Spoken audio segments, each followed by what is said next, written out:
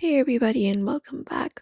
If you want to disable the auto saving of WhatsApp status and videos when it is viewed, in this video we are gonna guide you through the steps to stop that. So let's just get started. Open up WhatsApp and you can go to your settings, look out for the three dot in the top and tap on it and go to your settings.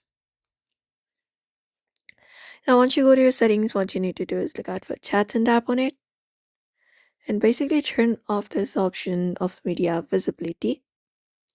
So if this option is turned on right here, you just need to tap on it in order to turn it off to prevent new media from showing in your gallery.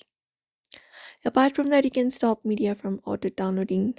For that, what you need to do is once you are in your settings, you need to go to storage and data section and tap on it.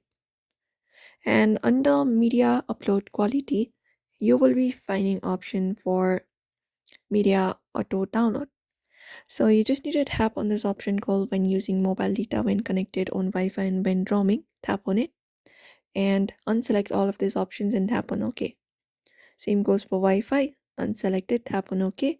And for when roaming, also unselect it and tap on OK. And apart from that, what you can do is for a specific chat, you can open up the chat and go to the name.